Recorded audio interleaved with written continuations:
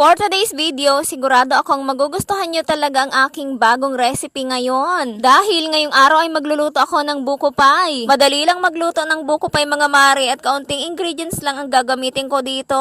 Una nga ay itong buko, kinutsara ko lang yan mga mare, pero kung gusto ninyong kayo rin ay pwede naman. Crave kasi ako sa buko pie mga mare, kaso nga lang ay wala namang mabilhan ng buko pie dito. Kaya naman eto, magluluto na lang ako. Dito naman sa isang lalagyan, naglagay ako dito ng 1 cup cornstarch. Sunod ko namang inilagay ang 1 cup sabaw ng buko. At ayan, hinalo-halo ko lang yan hanggang sa matunaw na yung cornstarch. Katapos, itinabi ko muna yan at dito naman sa kalan, nagsalang ako ng maliit na kaserola. Naglagay ako dito ng kalahating latang evaporated milk at 1/3 cup sabaw ng buko. Kalahating lata ng condensed, isang sachet ng Beurre Brand Swap. Nilagyan ko rin yan ng konting asin para balance yung lasa. Hinalo ko lang yan hanggang sa kumulo at nung kumulo na ito ay nilagay ko na yung buko. Hinalo ko lang yan mga mare at hinintay ko lang yan na kumulo. Excited nga ako dito sa ginagawa ko ngayon mga mare kasi nga ngayon lang ako nagluto ng buko pie. Kapag meron akong naisipan na lulutuin mga mare ay gagawin ko na agad yan. Kasi paano naman ako matututo magluto nito kung hindi ko susubukan, diba? Kaya try lang ng try. At nung kumulo na ito, nilagay ko na yung tinunaw ko kaninang cornstarch. Ganun lang din ulit yung ginawa ko. Hinalo-halo ko lang yan at pinahinaan ko yung apoy para hindi masunog yung ilalim. At kapag ganito na yung consistency mga mare ay okay na yan. Ito na nga yung pinakamadaling paraan sa pagluluto ng buko pie kasi nga hindi ako gagamit dito ng tinapay. At etong lumpia wrapper ang gagamitin ko dito. Pinaghiwa-hiwalay ko na muna itong lumpia wrapper habang hinihintay kong lumamig yung mixture. Nilagyan ko lang ng kaunting mantika itong kawali. Pagkatapos, isa-isa ko nang inilagay itong lumpia wrapper. Etong lumpia wrapper ang gagamitin kong pambalot dito sa buko pie. Habang naglalagay ako dyan ng lumpia wrapper dito sa kawali, hindi ko muna binuksan yung kalan. Pagkatapos, nilagay ko na itong niluto ko kaninang buko pie. At para mas lalong masarap itong ating buko pie, naglagay ako dito ng cheese sa ibabaw. Pero kung ayaw nyong maglagay ng cheese, ay pwede naman. At ayan mga mare, ipinold ko lang yung mga lumpia wrapper na nilagay ko kanina at tatakpan ko lang yan. Lulutuin ko lang yan ng ilang minuto. Kailangan mahina lang yung apoy para hindi agad yan masunog sa ilalim. At pagkatapos ng ilang minuto mga mare, binaliktad ko lang yan at gamit ko nga itong plato. Yung nasa ibabaw naman ang ipapailalim ko para maluto. Hindi pa nga ako natatapos dito sa niluluto ko mga mare, natutuwa na ako kasi ayan at nagbuka na itong buko pie. Ilang minuto ko lang itong isinalang mga mare pero ayan, luto na agad ito kaya naman hahanguin ko na. Ganun lang kadali mga mare, meron na tayong buko pie. Kaya naman kung nag-crave din kayo sa buko pie ay subukan nyo na rin ito.